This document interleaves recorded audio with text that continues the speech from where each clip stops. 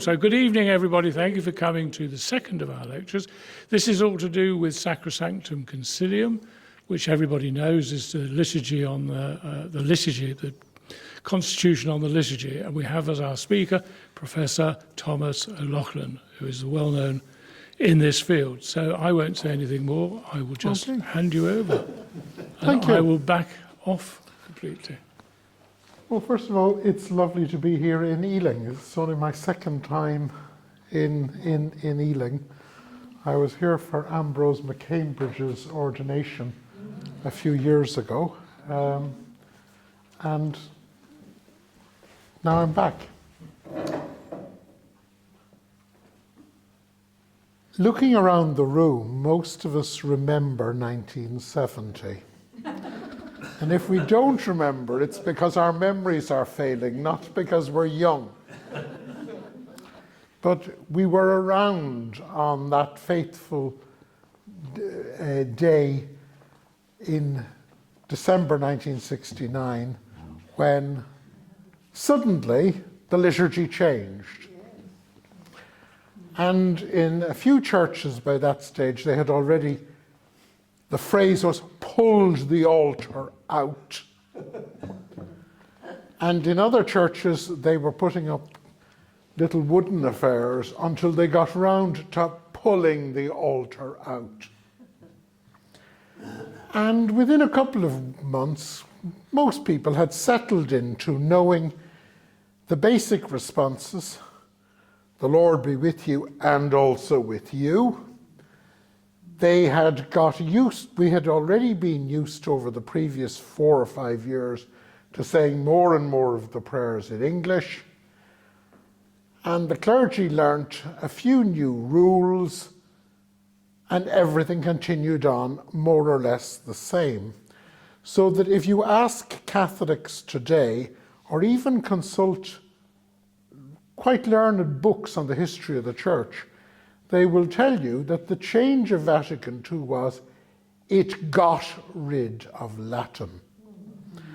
And you're immediately supposed to either say, hooray, Latin is a dead language, or you're supposed to say, the final thread with our classical inheritance has been severed.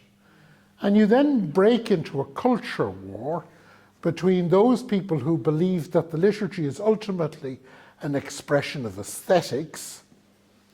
One must feel that it is a beautiful liturgy. And those who believe that liturgy is an ethical business and therefore must actually not only act in a truthful way, so if you're praying and you don't speak Latin, you should pray in the language you actually speak, and that it must actually do good. And that battle has been fought for the last 50 years within Catholicism.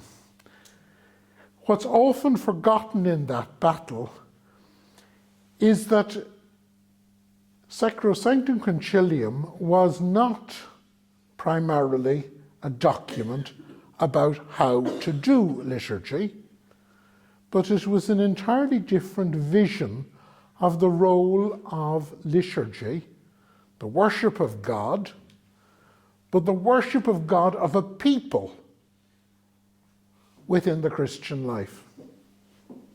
Now let's just unpack that.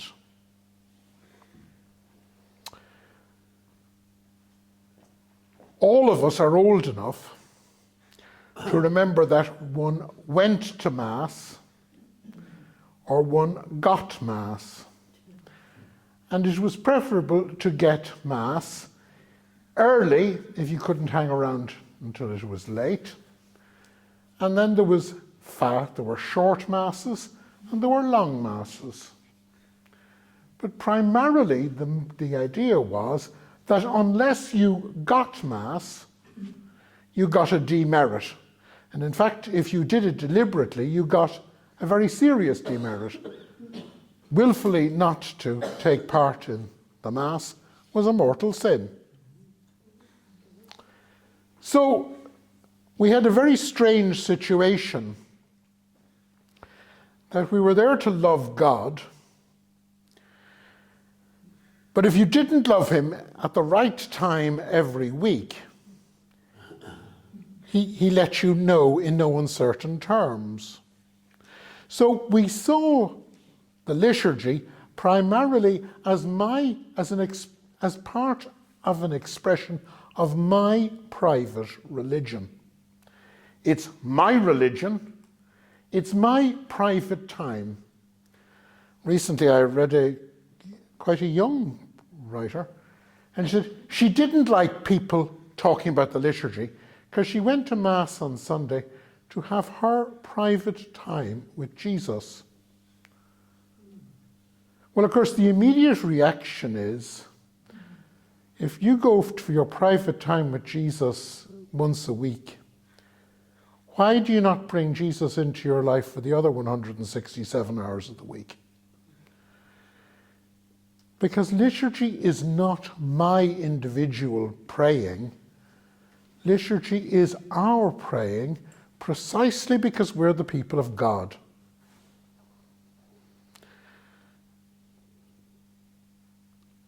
I was baptized, each one of us was baptized.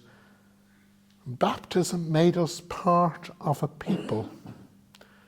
And it is as a people that we are saved, and it is as a people that we witness. So, when we think of liturgy, we don't have to think about satisfying oh my God, is that who I think it is? Yeah, right. I can embarrass this man. Watch him go red. I knew him when he was about that size. Yeah, look, he's gone bright red. The curious thing is, it's very easy to pray on your own. And that's what most of us have as most of our experience, even when we are in the liturgy. One of the hardest things is to realize that what makes liturgical prayer different to my saying my prayers in my own room tonight is that it's we who are praying. It's a collective action. And it's very hard to learn to pray as a group. Now, communities of monks, communities of sisters, they may spend years trying to learn how to pray as a group. And yet we never even think that when we're all gathered for the Eucharist on a Sunday morning, it is we as the people of God who are praying. And so we should be very conscious of our prayer. Now, of course, this immediately sounds trendy and woke. But just in case you think that this is some sort of socialist conspiracy against rugged capitalist individualism, I want my relationship with God and I want it on my terms. Just bear in mind, we don't pray, "My Father who art in heaven." We don't ask, "Forgive me my trespasses as I forgive others." All our official prayers, all of them are in the plural. It's not "Lord, hear me," but "Lord, hear us." And one of the problems we've had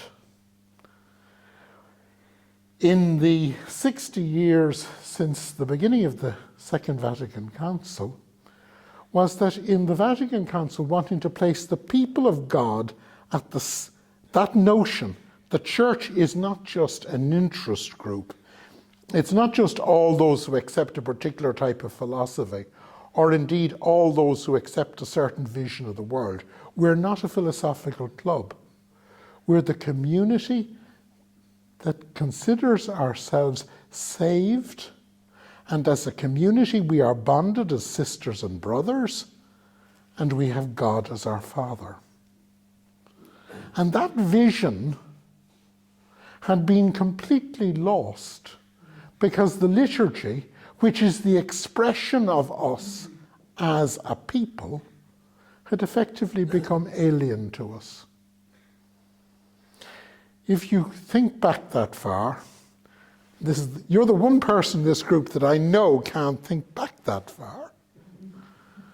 But if you think back that far, the priest prayed, and he prayed on behalf of the people. And the people assembled, and then they prayed as individuals. So the priest celebrated the liturgy, and the individuals each said their prayers severally.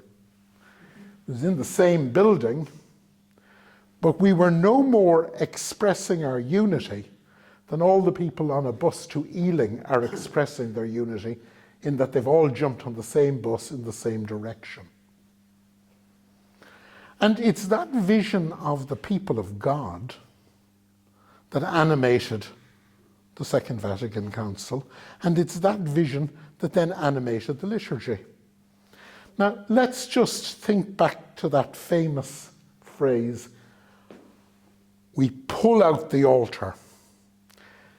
The altar was against the back wall. It was actually an arrangement that was designed for side altars originally, when there were umpteen priests in a church, and they each wanted to say their own mass early in the morning because it was part of the structure, not only to say mass, but they wanted the stipend. So you would have maybe a string of altars, but they actually came together later for the community mass, for which no stipend could be taken. And that pattern then established itself in parish churches. And you can find out the richness of a medieval parish by counting the number of altars. Many years ago, I did a study of the beautiful 12th century church in Chalden in Surrey, which is quite an amazing church because it is one of the best preserved paintings of purgatory in the country. So if you're ever on the M25, just as you go under the M23 bypass, just in that little corner, there's this beautiful church from about 1150, which has hardly been touched, except that at the Reformation, they pulled out two of the side altars. There was only going to be one altar. And the reason it had three priests is that it was incredibly rich farming land. So why would you need three altars in a church in Surrey in the year 1200? And we know there were three priests there in the year 1200 because one of them was a graduate at the University of Paris. The reason, of course, is each of them wanted to say Mass every morning, rightly so. But why couldn't they say Mass one after the other? Well, you can imagine the bickering. They'd be waiting for their breakfast. So we actually had created a liturgical structure that was designed to help clergy get Mass over quickly and so be able to break the fast. So you have to imagine that in the year 1200, early on Sunday morning, there were three priests saying Mass in the parish church. Parish priest would have been on the high altar. That survived. It's virtually intact. The senior curate and the junior curate were on the two side altars. The rule was that you must not celebrate Mass in under 1/3 of an hour, you mustn't celebrate in under 1/4 of an hour, or in more than 1/3 of an hour. The under 1/3 of an hour rule was brought in because there were clergy who had become incredibly fast, but the under 1/3 of an hour rule was very important because it stopped scrupulosity. So you have to imagine that they celebrated Mass probably at 6 in the morning, a little bit later in winter time, and by 6:30 it was all over. How many of the people went, we don't know. But we do know that in the north of France, at just the exact same time, a new development came in to encourage people to go to Mass on Sunday. And the development was the elevation. Initially, it started in the north of France. It starts in Rouen, and the theologians in Paris hear it and think, what? Surely not. Surely not. If they're going to have elevations, you mean they're actually going to pick up the wafer and hold it up? But you do realize people will now no longer be praying to the Father, they'll be praying to Christ. They couldn't do that, no. But parish priests realized that if they told people that they could come and see Jesus, they would actually quieten down in church. Remember, they're not going to be going to communion. Western Christians have not gone to communion between 900 and 1900. Western Christians hardly ever went to communion. That's why in 1274 we had to bring in a law. You must go to communion once a year. And if you don't, you've committed another sin. And so that was how Easter duty emerged. But just take it for granted that most people in that parish, they watched 3 men, each saying Mass. And if they could move from altar to altar, they could actually collect 3 indulgences. And those indulgences were still present until 1971. If you went into a monastic church like this one in 1950, you would have seen pious ladies going along from altar to altar following the first bell. And they were collecting the indulgence for saying, "My Lord and my God," at the elevation. And there were some lady, I could name ladies that I knew as a little boy who did this. And since no 2 priests could leave the sacristy at exactly the same moment, and no 2 priests could say Mass at exactly the same speed, they became adepts at moving from. But let's go back to 1200 in the north of France. Parish priest said, yeah, you come, you can meet Jesus. And then finally in 1215, there was so much disruption that the Archbishop of Paris issued the first instructions. If you want to do this, you lawfully can, but you must not prolong it. You must merely show it. And then they said, well, how long is prolong? And we argued with that until the 1950s. There were still discussions on how long was too long. It would be another 200 years before the elevation of the chalice came in.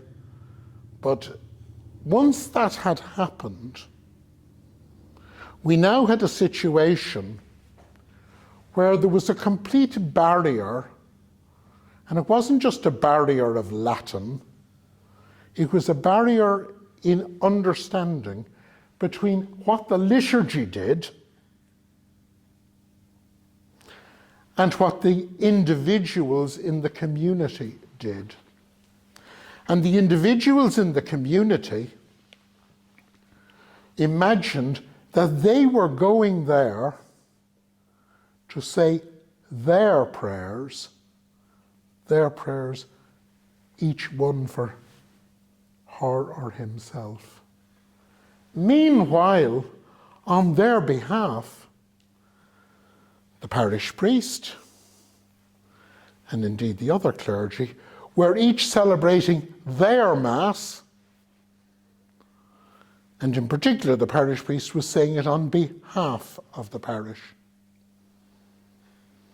We still have an obligation today. A parish priest who takes over the care of souls must, as a personal obligation, say Mass on behalf of his people once a week. The problem with that whole vision was the liturgy was now a clerical affair. The liturgy was what priests did. Devotions were what people did. And it was to try and to tackle that divide that Vatican II produced not only Sacrosanctum Concilium, but the section on the liturgy in the Constitution on the Church, Lumen Gentium, and the section on the liturgy in the Church and the Modern World, Gaudium et Spes. So we have to think now, 60 years on,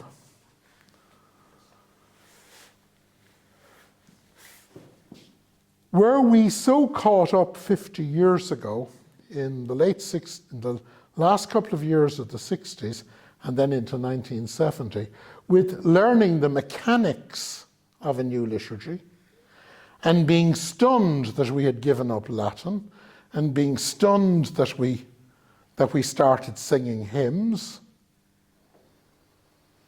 that we actually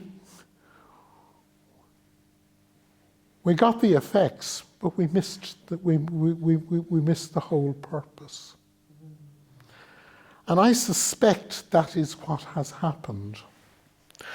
And the example I would give you is the pulling out. The phrase was, do you remember the phrase? The altar were to be pulled out. And I remember asking at the time, why are we pulling them out?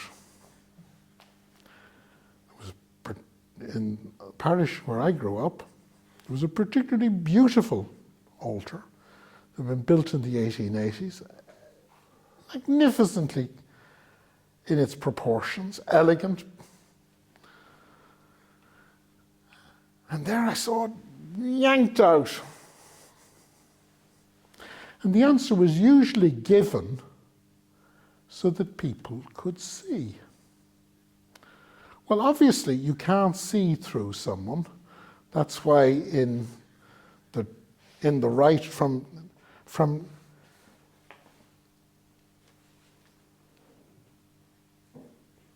elevations are first mentioned around 1200. They're first legislated for around 1215.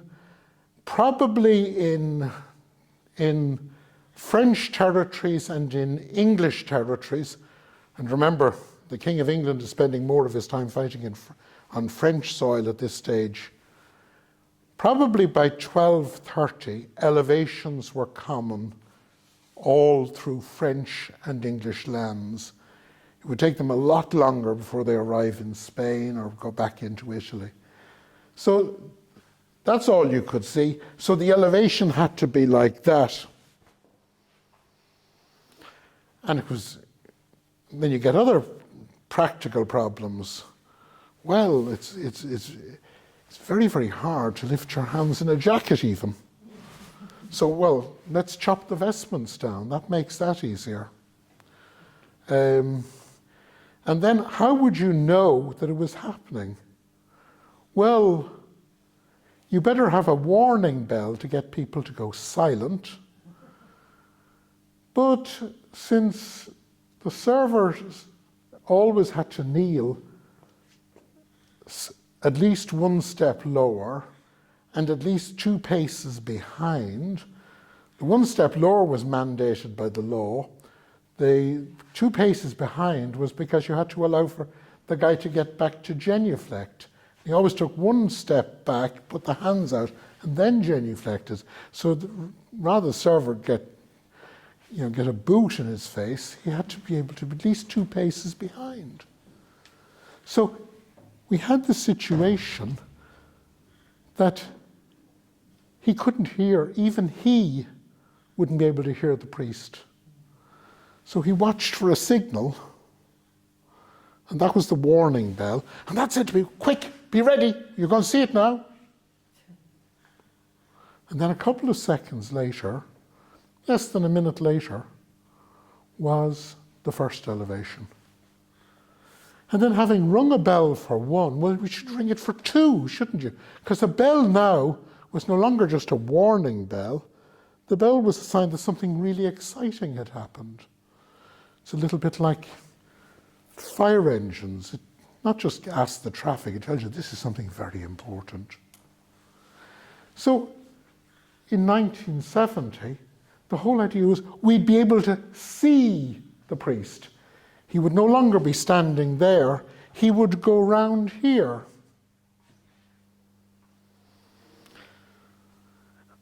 And suddenly, you could see what he was doing, or at least you could try to see, because there was probably still paraphernalia in the line.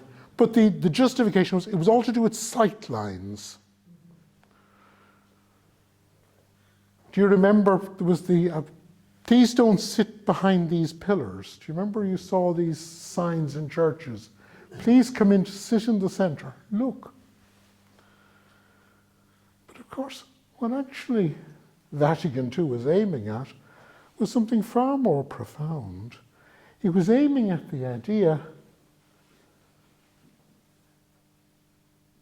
that this is not the priest's table, it's our table as the baptized. We are invited, we have been called friends, and we are invited to come to the Lord's table for our supper, at which we praise the Father. And so, the big idea of Vatican II was not that there was a celebrant and people attending Mass, but that we as a people are wholly celebrant. The whole of us, led by the priest, but all of us are joining in this prayer in union with Christ in praising the Father. Now imagine 2 of us were having a meal. The obvious place is one to sit on this side and one to sit on this side. Kevin took myself and Dr. Rumsey for supper just down here.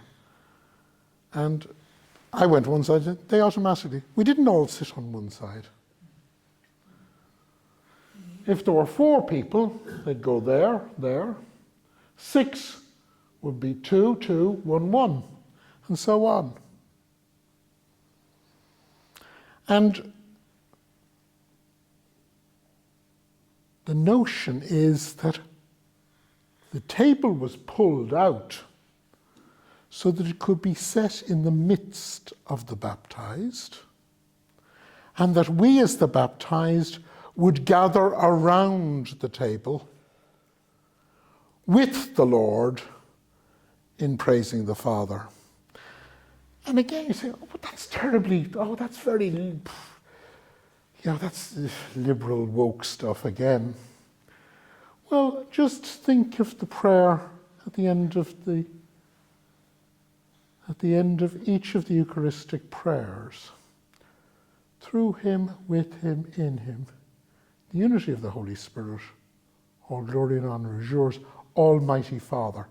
We are praying with Christ to the Father. We're not coming in as that parish priest in Rouen in 1200 thought, to just see Jesus. The risen Lord is with his people all the time. And he is with us also when he shares his banquet with us. But even more interestingly,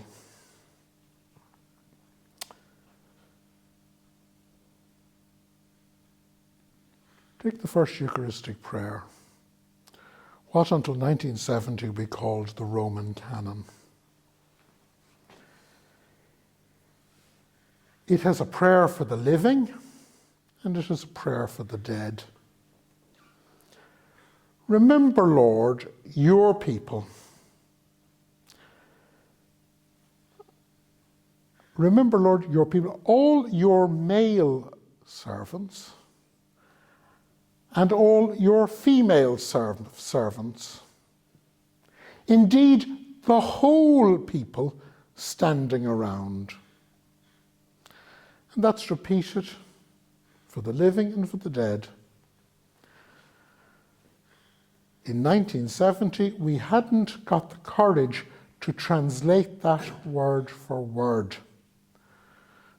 We said, remember, Lord, your people. We couldn't come round to saying, all your people, male and female, indeed everyone who is standing around. And now at this stage, there's someone in the room saying he's making this up. So I'll give it to you in Latin. Memento Domine, remember, O Lord. We're now speaking to the Father. The word Lord in the liturgy always refers to the Father. Memento Domini, famulorum, famulus, domestic servant. Famularumque, female domestic servants. Note the que at the end. You'll remember from your O-level Latin that an enclitic determines equality between the nouns. Remember, Lord, the male household servants and the female household servants, et omnium circumstantium. The et, coming after an enclitic, has the force of indeed in English. Indeed, of all those standing around. Now the point is, we hadn't actually stood around since the 5th century. But when they dig up ancient churches in North Africa, which were frozen in their shape in the 630s, remember, it's no use going down to Italy and digging up a church because it's been changed generation after generation, and even the archaeologists can't find the stuff. But the churches in North Africa were frozen in Aspic in 630, or around 630. Don't ask me the exact date. But as the Muslims went through North Africa, the churches were destroyed. And we find that the church buildings are all considerably smaller than this hall. And they had the table right in the middle. And of course, they didn't hear it in Latin. They just heard it in the normal language they were speaking. It hadn't yet, we don't know how it was pronounced, but they understood it. That was their, think of Tunisia, where St. Augustine lived. You know, you get this impression reading St. Augustine's thing, that he was preaching to giant churches, like that church out there, up in a pulpit, hundreds of people. No, not a hope. The largest building that Augustine ever preached in was smaller than this hall. And now you can suddenly see how he could harangue people for hour upon hour upon hour, and also see people, like at the time he spots someone whom he doesn't like at the back of the church, and more or less, there's one sermon, he directs the entire sermon against someone. And of course the reason is, It's a tiny group. But in the middle of it was the table. So here we have a situation. Think about that church out there in 1967. There would have been a great high altar, which would have been used for Sunday Mass. And then, come 1970, it was pulled out, but we still thought of it as pulling out something that essentially belonged to the priest. So we kept it usually behind altar rails or up on a little dais or something. But the people all stayed in exactly the same pews. I'm sure they're the same pews that were there in 1950. So the challenge that we have today, and I said I would finish at 40 minutes, is that right? So the challenge that we have today is that in 1969, we did half of the practical job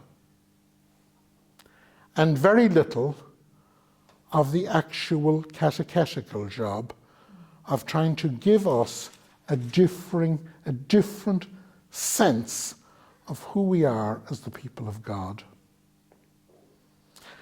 And the challenge that faces us today is that we actually have to complete the liturgical change.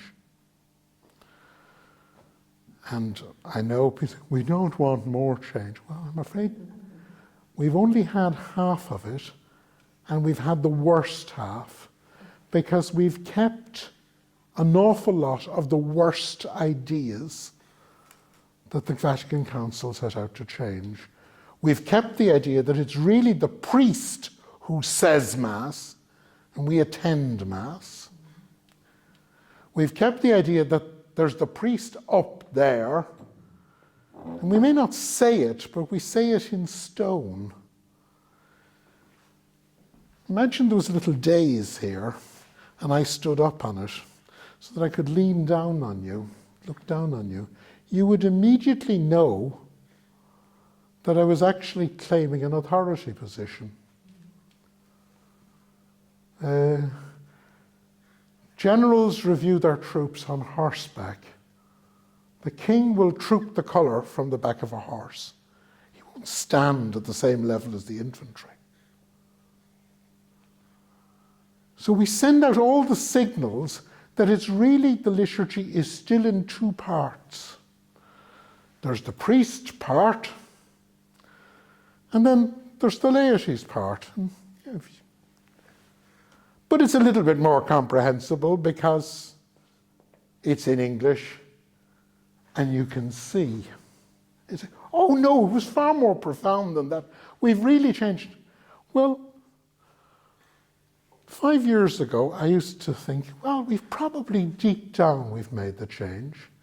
Then COVID came along, and everyone was happy to just watch Mass on television or computer or whatever. How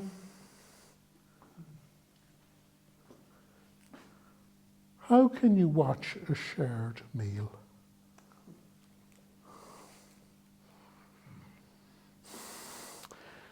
As long as Father said Mass, we just watched it. One Italian bishop was so stupid, he even dug up the idea of spiritual communion, which was an attempt in the 1640s to get people to go to communion. But since they wouldn't go to confession, they couldn't go to communion, so they could go to spiritual communion. And what would you do with all the nuns who wanted to go to several Masses every day? And they did go to communion because they went to confession the previous evening. Well, they went to communion at the first Mass, had their breakfast, and then collected spiritual communions at the later Masses.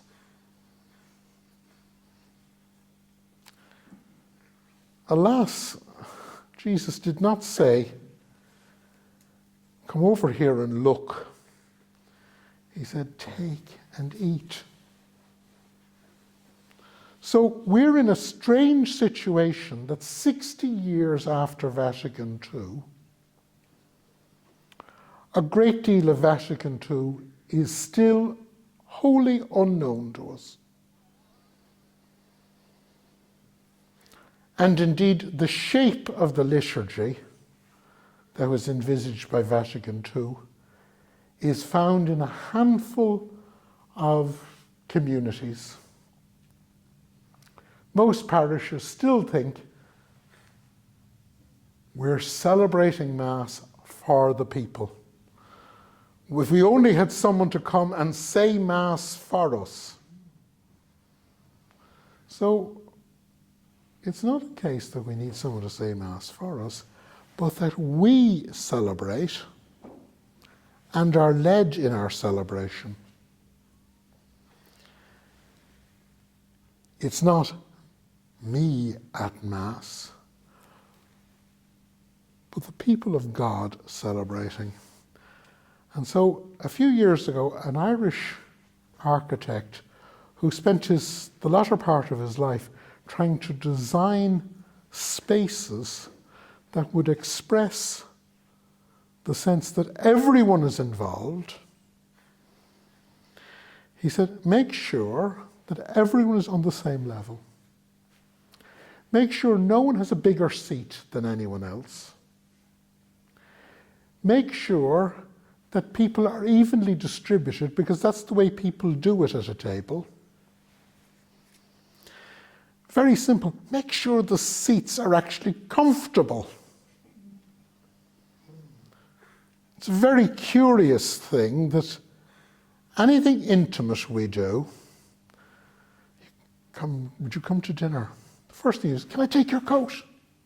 And you say, make yourself comfortable. It's only things where we go as spectators, like to football matches, that we wear our coats. And yet, in church, do we take our coats off and make ourselves comfortable?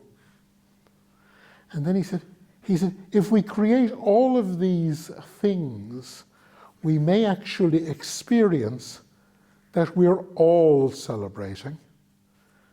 And when we realize that we are wholly celebrant, W-H-O-L-L-Y, we are wholly celebrant, then we will realize this is not the priest's action or my action, but the action of the people of God. And that's exactly 40 minutes on the dot. So, well, thank you very much for that. That was great. What I'm smitten with is this ruling of a third of an hour's maximum service. Is there any chance that could come back in? But seriously, though, I mean, how does one actually get the message across that there is still something that's missing from Vatican II? And how do you go about introducing it? well, I think people are. I think that if you look at some of the questionnaires that are coming up from these synod groups all over the world, and I've looked at the ones from Scotland, England and Wales, New Zealand, Australia, Ireland and Germany. And I'm sure it would be different if you were to go to the Spanish-speaking world. And certainly I'm sure it would be different if you went to the North American world.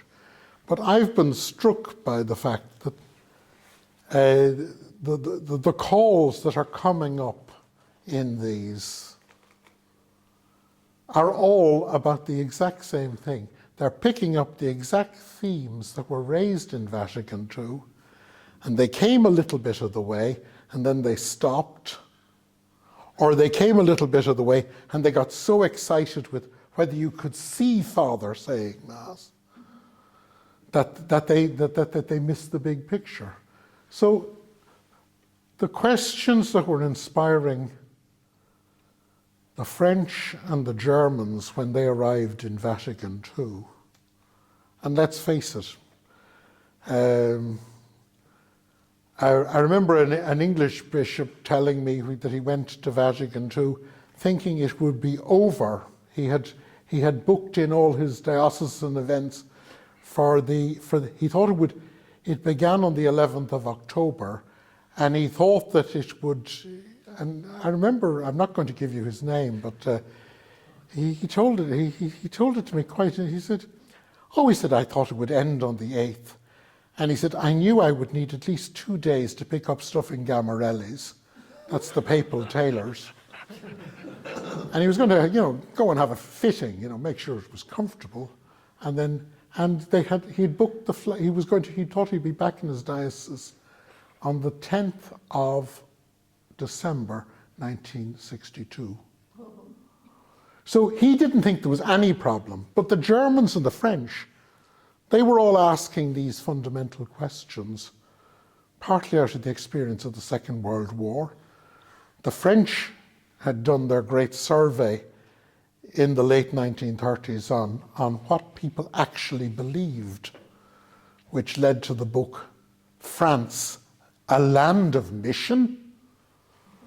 Which was supposed to elicit the response, surely not. But in 1924, Romano Guardini was already experimenting with university students as to why university students, they'd been brought up in Catholic parishes, they'd been in Catholic Boy Scout guilds and all this sort of stuff. They got to 18 and then they went to university and then that was it. And so he was experimenting in a room about the size of this. And he's the very first person to experiment by putting just a plain table in the middle of the room and arranging the people on equal sized stools. And he did that in a castle in Germany called Burg Rothenfels, just about 100 kilometers to the east of Bonn, maybe a bit more. And the curious thing was the local bishop got to hear about it and immediately galloped up on his horse to put a stop to it. So there was this big hall. Next to it, but without any door through, there was a chapel. 100% traditional, except there were no altar rails and there were stools. And the bishop came up and said, I believe you have a very strange liturgy going on. Take me to the chapel. Romano Guardini took him into the chapel. Bishop looked around. Yeah, everything is a bit trendy, but it was all legal. He didn't say was that behind the chapel was a room which you couldn't get to from the chapel. That's where he was doing all his liturgical experiments. And there's two interesting footnotes on that. Karl Rahner said in the late 1970s, just shortly before he died, Karl Rahner said, everything that was in Vatican II on the liturgy began with the experiments in Burg Rothenfels. And the second thing is the clergy that came out of Burg Rothenfels were nearly the only Catholic clergy that are on the assassination list of the Nazis.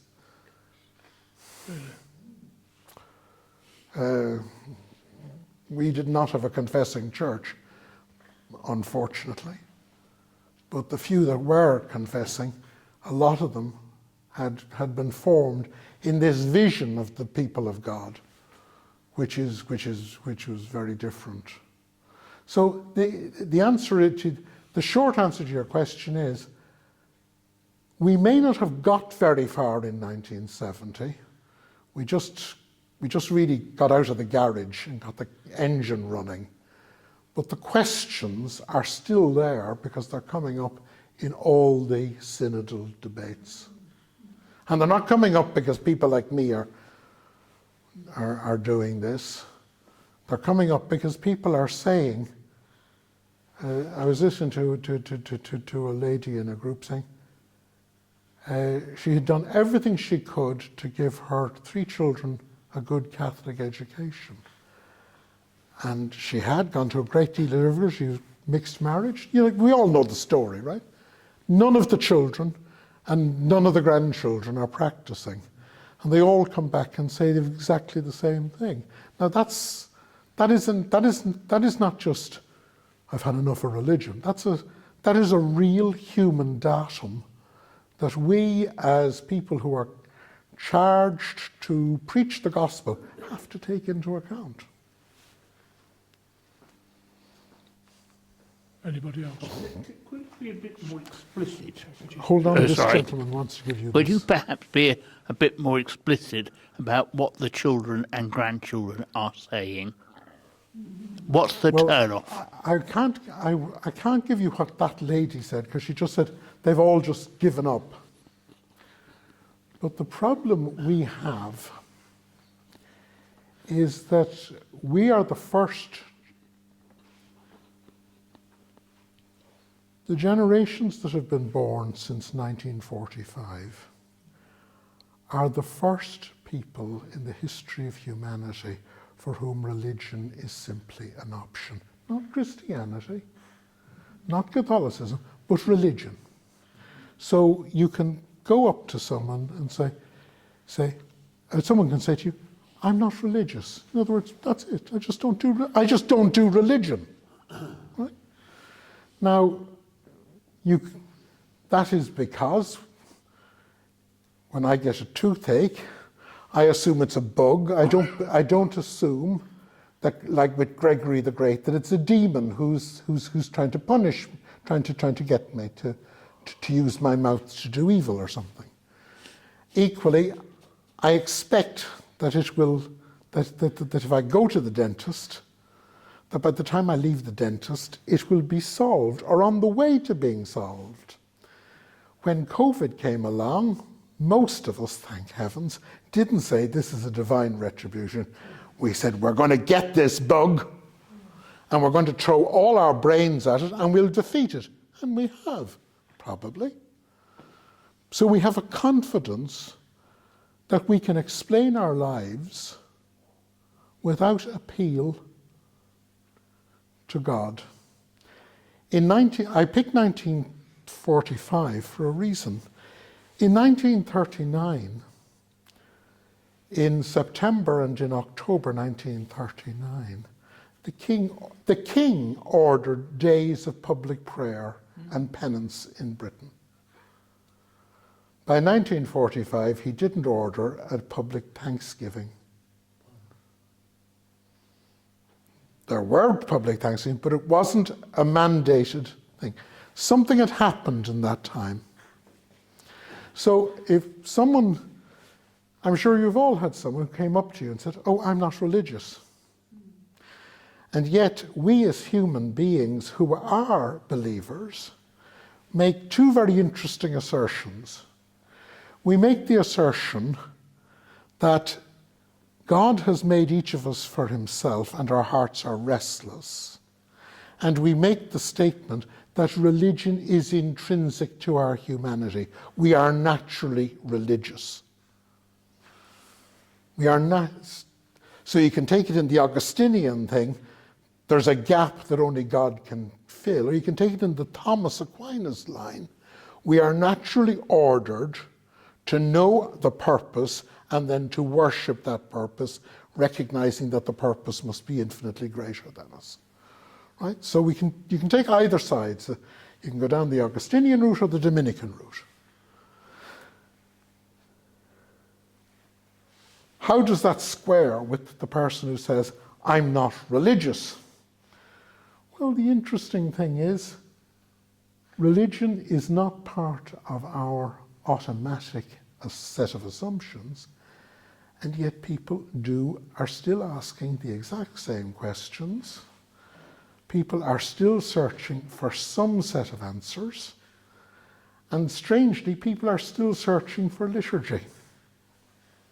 They're searching for ritual that makes sense of life. The problem is, they're not coming to us. Now, you could say, well, that's fine. Well, we're selling what we're selling, and they can go wherever they want to get what they want. That would be fine if I were to take a Calvinist starting point in faith, but I don't. I take the fundamentally broad Christian position that, number one, Christianity is bearing witness to the truth, and secondly, that the church exists to evangelize. And so if we're, to use an undergraduate expression, which I hope, maybe I shouldn't use this one, people are still itching, we're just not scratching that itch. And that means that may be that we have to adapt our offering so that it fits the new situation. We've been doing that all the time. We stopped using Greek and we moved into Latin. We stopped using Latin and moved into all the other languages, and we'll move into another thing. But equally, it may be that we are we have actually problems within ourselves, so that we are actually often presenting the liturgy as a consumer product rather than an action which responds to our need to be a community, our recognition that we have been made a community in baptism, and our recognition that as a community in baptism, we, with Christ, worship the Father. On a sort of related note, what's your view about the state of worship of both other Christian churches and of the Jews?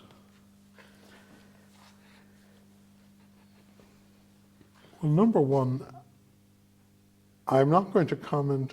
One should always put one's own house in order before one goes around to other people's houses and starts throwing stones.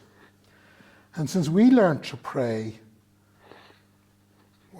as Jews, and all our prayer forms are Jewish prayer forms, I'm not going to tell my grandmother to suck eggs. So I have just taken part in the liturgy of another Christian church a couple of weeks ago, and I could have told you all the things that they're doing wrong, and they're doing some things right that we're not doing right, and vice versa. And we are all to a certain extent victims of the success of the late Middle Ages. So I have been in a strange situation where you're talking to a Baptist theologian, and the Baptist theologian tells you what he believes Christian priesthood is about, and he gives you a 14th century argument. And then you meet a young RC seminarian who gives you a 15th century argument. And so we all have a weight of history that we have got to overcome, because we became so complacent that we were doing it right, that we never asked ourselves any awkward questions. And the classic example of that is the elevations.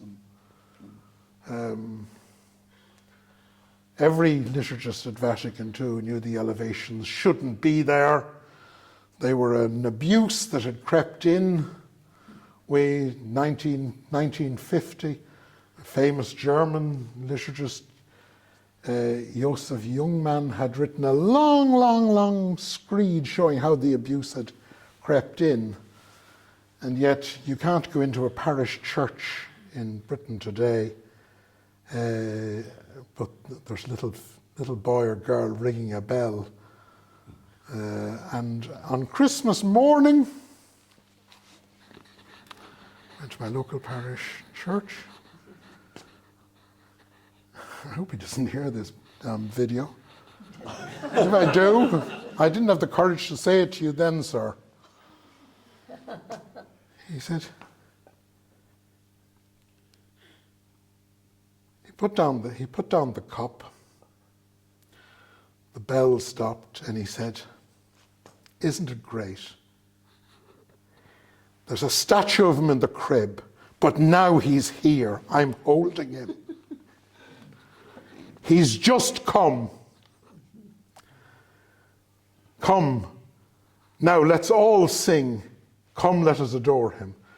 And the organist started up the Veni Te Adoremus from Adeste Fideles, and everyone thought, great. Well, there's an example of just liturgical abuse. One bishop tried to regulate it. He should have just stopped it. He could have just stopped it, but he probably gave in to the people like it. Vatican II knew it had to go, so it said he just shows it to the people. Et ostendit populo. He shows it to the people. There you are. That's it. But we came halfway. And we had, there's only so much. People have only so much bottle at any one time. So there's an example of where we were totally happy with ourselves. We never asked any questions. If you say this, you give that lecture to a group of priests, you can be sure that half of them will not come back to the second lecture after coffee. Because they think, well, what's it about? Surely Mass is about the consecration. But, in 2002, we finally recognized that the East Syrian liturgy, which is so ancient and so unchanged that it hasn't even got an institution narrative. We realized that that's a perfectly valid Eucharistic prayer. So we've all got, so I could go into an Anglican church and point out 10 things wrong. I could do the same in a Methodist church. I could do the same in a Baptist church. But somehow or other, this idea that taking out the speck in my own eye is first. We have enough problems to be getting on with.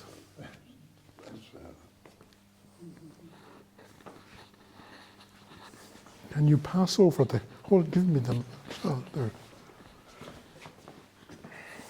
I suppose I feel a bit shocked that something as simple as raising the host during Mass. Interesting. You used the word host. Yeah. Interesting. You used the word host, right? Yeah. Now, what does that mean? The body of Christ. No, it doesn't. Oh, no, it doesn't. Oh, no. That's okay. A very technical phrase. Okay. It's never been part of the liturgy. It's been part of the rubrics. Sure, yeah, I accept that. But I suppose, I'm sitting here thinking, gosh, there's so much bigger problems with, the church and us as believers. For example, just only today, we heard on the news the Anglican Church considering, should we kind of get out of calling, using he pronouns for God and so on, and so much, I think with where we are now, churches emptying and the faith weakening, in one way, when I look at I'm not an apologist for the Latin Mass by any stretch, but there is something that they are looking for, and it's about, I think, it's about an experience of the sacred, an experience of God. But the problem is, there's two problems there. Number one, you say these are not minor. Well, if these are minor things, then the liturgy is just, right? The simple fact is this.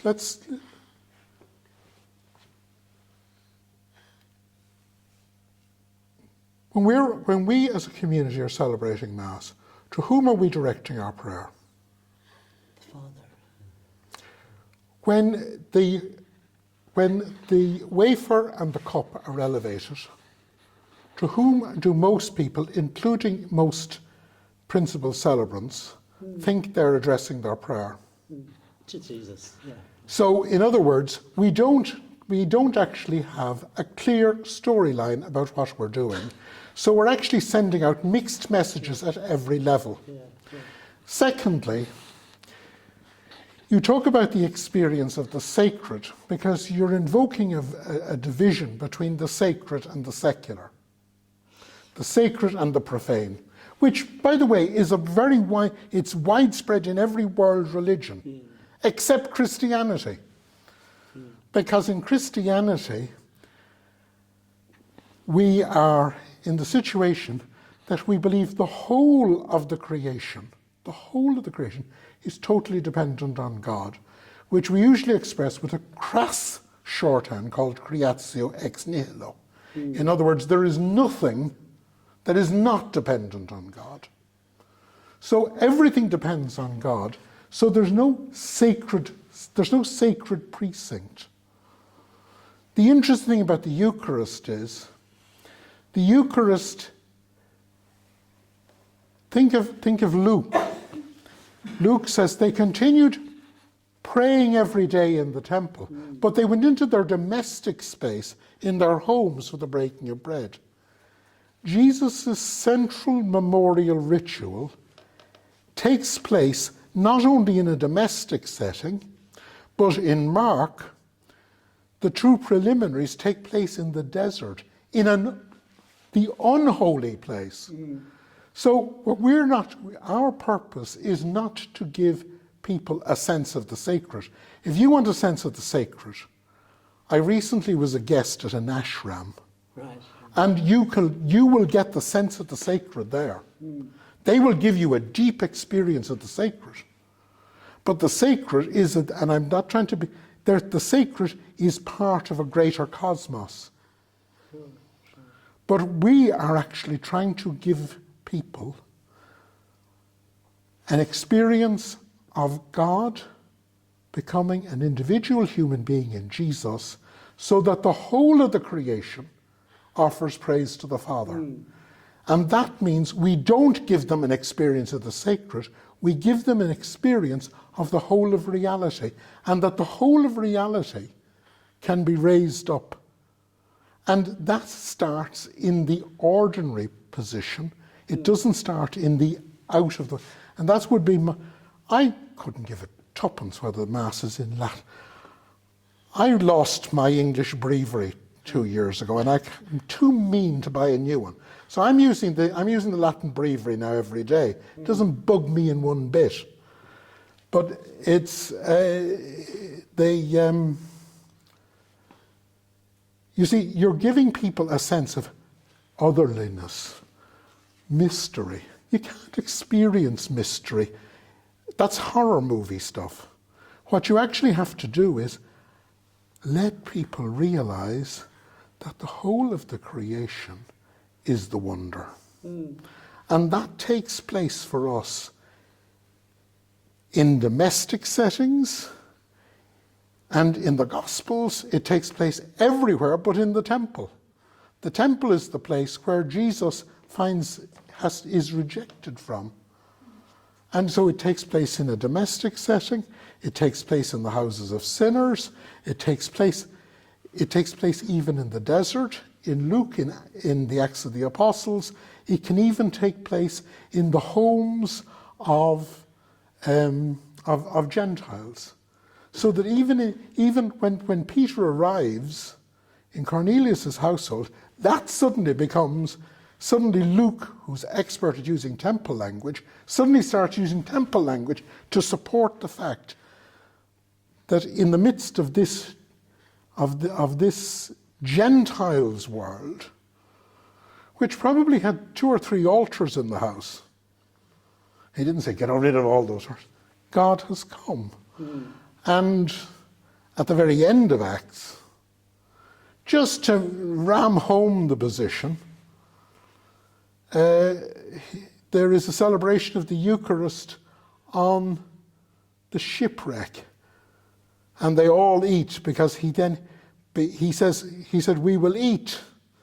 And he takes and he blesses and he gives. And so even in a shipwreck, there is the holiness. So we have to be very careful about this notion that the sacred is somehow or other something that we can wrap up and almost commodify. Because the moment we do that, we're not just playing with something liturgical, we're actually undermining the basis of our Christology. You know, John chapter 4 is the basis of all our liturgy, not on this mountain or on another mountain, but in spirit and in truth.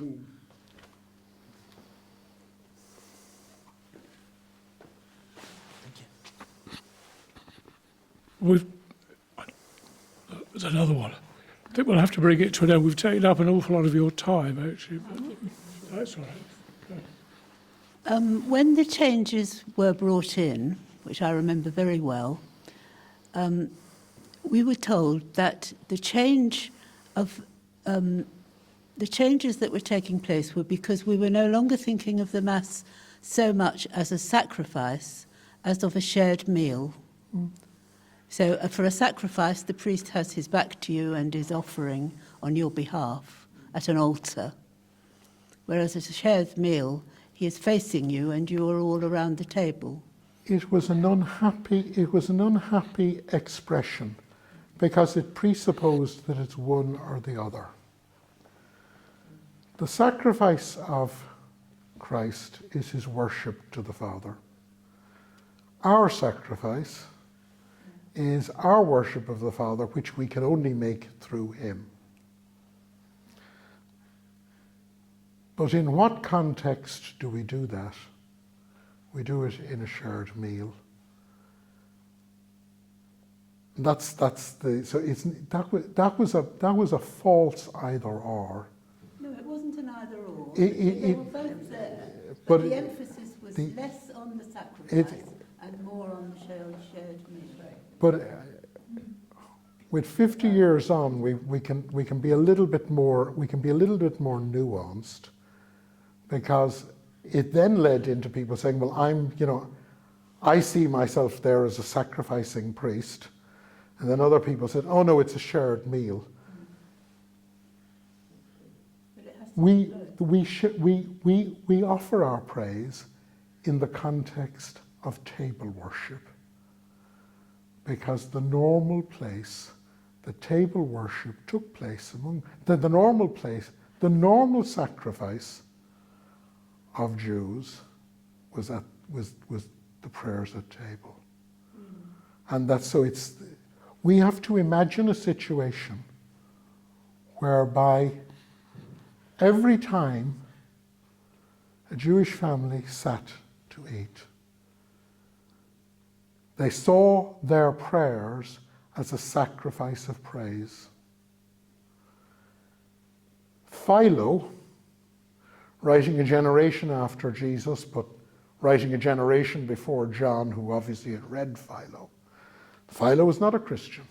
Philo asks, what's the most perfect sacrifice? Is it to slaughter an animal? Is it to use incense? Or is it to sing a hymn? And he says, it's to sing a hymn, because a hymn is beautiful, it's communal, and it involves our minds raising our minds to God through the thoughts of the hymn. Now, when we sing a hymn, do we think of a hymn as a sacrifice? Now, but now think of the last words of the Last Supper narratives. And when they had sung a hymn, they went out. So they concluded with a sacrifice of praise. So we have the Jewish family thought that every meal was a sacrifice of praise in thanksgiving to God for giving the food, And then at the end of the meal, there was a sacrifice of praise to God for giving the enjoyment of the food and the conversation. That's why we have two graces. One we're thanking for food, the other we're thanking for the enjoyment of the meal. Then you have to think of that as the next meal up is Shabbat meal, when there's far more elaborate prayers. And then you have to go one step above the holy days, the special seasons. But it's, one of the trick questions you ask theology students, what's the earliest Eucharistic prayer we have documentary evidence of? And they all think that the answer you're looking for is Justin Martyr's account from 156 AD. The cunning ones will think, no, he wants something out of the synoptic tradition.